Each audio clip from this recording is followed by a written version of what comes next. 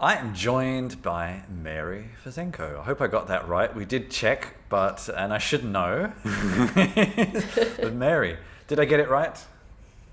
You got it perfect. So Okay, good. And Mary is officially in our Lithuanian hub, but you're originally from Ukraine with quite a lot of time in Denmark, I do believe. So definitely a European hubber. yeah, kind of a bit all over the place, I guess, because I think 4 years ago I moved to Denmark for a job, and then I stayed there. And my partner is Danish now, so I'm still tied to Denmark quite a bit. How are you finding Lithuania? I think, bearing in mind the past year, I don't think you've actually spent that much time there, but how have you enjoyed what you've seen so far? I think we haven't seen much because it's been like on the days that we arrived, Lithuania went into strict lockdown. So the streets were completely deserted and Vilnius seemed like a ghost town. But I think it's a really nice city, and it seems like it has a lot of life in it when quarantine is over. So I think it's opening now more now. I have only visited it in summer, and it is good fun in summer. So you're about to be there at just the right time. I came at the right time now. And what do you do at Chronosphere? What's your job title, and what do you do? A job title and what you do are not always the same thing. So yeah, so I guess my official job title is member of technical staff, which I guess sounds a little bit vague, but I'm a software engineer and I work on infrastructure team right now. Okay. And what does that mean? What's the infrastructure team do? So we build a lot of tooling for other engineers in the company to use and automate a lot of processes, like, for example, for setting up new environments or like making the deployment processes easier for other engineers. Like at the previous company I worked for at Uber, I also was on infrastructure team. So that was like my first dive into infrastructure work, and I found it really interesting. Yeah. So, and I worked on deployment tooling there and slowly ended up working on deployment tooling at Chronosphere as well. And I think it's an interesting project to tackle. And the thing that I like about it is that your engineers, your colleagues are your customers.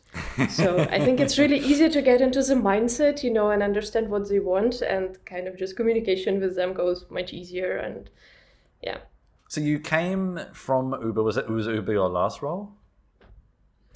Yes, but then it was a little bit weird because in the end of 2019, my partner and I decided that we want to take some time off. Yep. And we also wanted to try moving somewhere else. Yeah. Because there's a lot of things I like about Denmark, but probably not the weather and not the climate.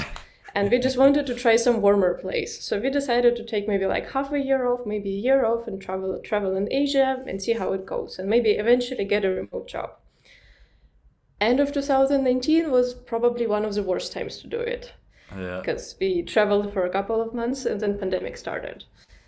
Yeah, and after that, we kind of got stuck in different countries because I could only come back to Ukraine and he could only come back to Denmark. So we were apart for quite a bit and just waiting it out and seeing how it goes. And then eventually I figured that it's the best time to look for a new job because everybody is interviewing remotely. You don't have to spend a lot of time like planning to travel to the office, and spending a lot of energy on that. And lots of time to prepare. So I think I have a somewhat similar story, although mostly in Europe in February. And anyway, I think the world will be full of these stories for the next few years. It's actually really crazy. I talked to so many people at Chronosphere as well, and everybody has a similar story in a way that like they planned something completely different. Remote first company, we're kind of used to taking advantage of those things. So I mean, were you working for Uber in Europe or Uber in the States or somewhere else? Or? I worked for Uber in Denmark. Oh, Denmark. Okay. I mean, there's a lot of ex-Uber engineers at Chronosphere for various reasons, because that's where M3 comes out of, which is the technology that Chronosphere uses quite a bit of. But that aside, what were some of the reasons you decided to come to Chronosphere?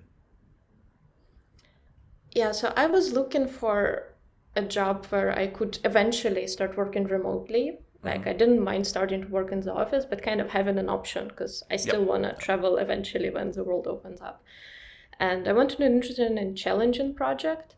And I quite liked working with Golang at Uber, so I wanted to continue investing in that. Prior to Uber, I worked a lot with Java. And so I considered switching back to Java just because it seemed like there were more options to choose from at the time. So last year was actually, yeah. But then this was the first time that I tried interviewing for multiple companies at a time. Because before I would just like set on a job, go get it, and never think about it twice. And this time around, I think I interviewed with 4 or 5 companies at the same time. So that was fun and stressful, but I'm really glad that I did it because I could compare kind of what projects there are out there and how people interview and what kind of vibes the team gives me. So, and then eventually the Chronosphere seemed like the best and most interesting option for me as a result. Okay. And had you done Golang before or worked with it before? Yeah, I worked with it at Uber for maybe like 1.5 years. But I really liked it, so I kind of wanted to continue investing in it. We mentioned it a little bit already, but what projects or programs are you currently working on? And bearing in mind you're obviously working on internal things, so whatever ones you feel comfortable with with mentioning. Yeah, so I worked on our deployment tooling, so that the software our engineers use to roll out their services into production. So we automate it so they can just start it with one command and we make sure it is rolled out across all environments in a specific order and it's done safely. If something fails, that it either asks a user to roll back or automatically rolls back. Okay. And has that involved lots of steps along the way, or are there other components you've worked on around that? Has that been the main project you've been working on the time you've been with the company? I worked on a few smaller projects in the beginning prior to that. Like one of them was changing the way how we interact with MySQL and kind of making it more resilient. Yeah, but I think for most of the time I ended up working on this deployment tooling, and like there's a lot of things to do, and I'm really excited that we're gonna build UI for it soon because right now it's a bit more CLI driven. So, yeah. I mean, with developers as your customer, we always have to ask the question, will they use the UI? But the CLI is the UI for many developers. But I think if you build the right UI, they'll never get back to the CLI anymore. So, well, this is an interesting lead into the next question. I mean, you've already mentioned you kind of like this because the internal developers are your customers, which means you get feedback quite quickly, I guess. But what aspect of building this kind of tool have you enjoyed the most? Where did you get the most satisfaction from it?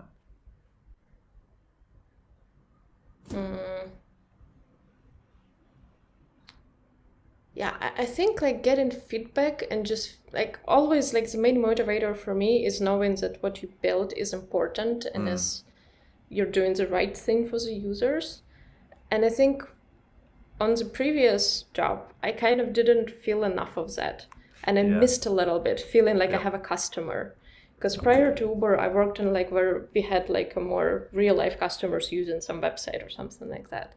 So I really feel like it motivates me, feeling that we're doing the right thing and the users like it and you get feedback. And I think here I got a little bit more of that feeling because we're a really young company and everybody in the company almost. And like a lot of people are trying to use it, and then if they complain, you just reach out to them and you try getting feedback and try figure out what exactly they need. And I think that's the flexibility you get on projects like that you have more say into how it should be done, and other engineers also have a say in it, and they also feel like they're being heard and it's important to them. So, because I think when it's driven by some requirements from external customers, like the whole flow is really different. Very abstract, yeah. It's actually or maybe you don't always understand it exactly why they want it like they want it. But sometimes it doesn't make sense to you. So yeah, it's actually really fascinating. That's what you said about Uber and the end customer is something that's always intrigued me. But that's a separate conversation for another time. Okay, let's hear a bit more about you. What's a fun fact about you that nobody would guess? That's an interesting one. I guess it depends on how long you know me, Because if you've met me in the last 10 years, you probably wouldn't guess that I was really into roller skating. And I did slalom on roller skates and like was really into competitions, and I used to carry roller skates everywhere with me. So if you knew me before that, it wouldn't be a surprise because you would see them attached to me all the time, like skating to the work and back. Lately, I feel like it's more of a surprise. So nice. I actually have a friend here who just unfortunately broke their ankle whilst roller skating. So that's a shame. Oh my god, that sounds sad. Yeah. And I okay. hope it will feel better soon. I hope so too, because it's a bad time to be stuck at home. Now, here's an interesting one. Are you a laptop sticker person?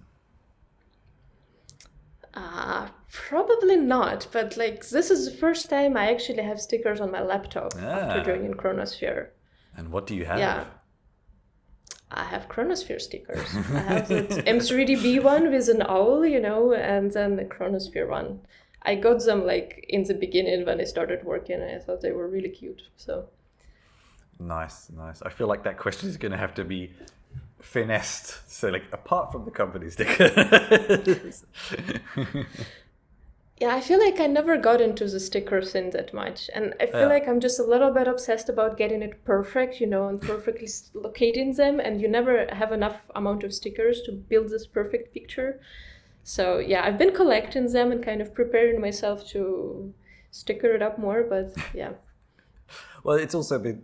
You usually gather stickers from conferences and haven't really been going to any, so there's a lack of stickers in our lives. That's true. I have a few that I have like from 4 years ago, that are still not used. So yeah. What would you stick on next? Yeah, I don't know really. Okay. If you're an animal, what would you be? I think that's an impossible question for me to ask, because I really love animals and I get obsessed with a new animal like every month, What's your current obsession? I guess giraffes. I think they're really, really beautiful, and yeah, they're just really amazing creatures. So yeah, and you could code whilst also like seeing what your neighbors are doing. Yeah, I don't think I would want to code if I were a giraffe, I think there's so many whether more a giraffe things can code is a question we have to ponder for another time as well. Okay. Who is someone, personal or professional, that you would consider a role model that has helped you through your career at an early stage or a recent stage? Yeah, I think I've been always seeing my parents as my role models. Mm-hmm. They're both doctors, and like they're really dedicated to their profession, and like I just grew up watching them love their job so much and being so obsessed about it, and kind of being obsessed about the community and sharing the knowledge and getting better all the time and kind of learning new things. And like they obviously expected me to follow in their footsteps when I was a child. But then when the time came for me to choose an education, and I told them that I don't want to be in medicine, they were really supportive. They took me to a lot of like universities to explore the opportunities. They were really supportive for me choosing another way. I think partly because they also didn't follow their parents' footsteps in a way. Yep. Because like for my dad, both of his parents were engineers. It's like this is our family tradition. We just change our profession every generation. Maybe. No, you've brought back the tradition of your grandparents. So yeah, in a way. So I think it was really nice to see how they're obsessed about work and how they pride themselves for being like honest, decent people at the same time. So I think it kind of shaped me in a way as a professional, even though they're not really in my profession. But I think there's a lot of things I could learn from them that you could apply to anything, really. Yeah, for sure. And my dad always used to say that the best job you can choose is like a hobby that is paying well. So well, the next question was going to be, what is your favorite quote? That sounds like quite a good one, but let's go for another one. What's a quote that you reflect on, you mention to people a lot, that motivates you, whatever it may be? I think it goes something like, if you don't like where you are, move, you're not a tree. I feel like at some point I just read it, and it like really, really motivated me in a way, because I was not happy in the place where I was in life, and I was like, yeah, I can do anything. If I don't like it here, I should just change it, you know. Nice. Okay. If there's anything outside of Chronosphere where you tweet, blog, put photos, something like that, is there anything you'd like people to know about? Not much into blogging, but I'm really into photography. So yeah, I have an account on 500 pixels, and I put pictures there sometimes. So okay. Yeah. How can people find that? What's the username, the URL? I'm not actually 100% sure what it is on 500 pixels, but what's the username? Yeah, I think it's M Fesenko. It's like really, really obvious from my name, I guess. So look for some pictures of giraffes on roller skates, I hope. Yeah, and a lot of animals. I'm really obsessed with animal pictures. So it's like when we traveled in Asia, every time there were monkeys around, it's like, you know, you can just go to a cafe or something, and I'll be there for hours just taking tons of pictures. Monkeys in a cafe? I'm not sure, but there was a park where you could kind of go to, like, I think you will have enough time to go a cafe really far away and back, and I would still be really occupied. Oh, okay. So, yeah. Cool. All right. Thank you very much for your time. Yeah, thank you for your time as well.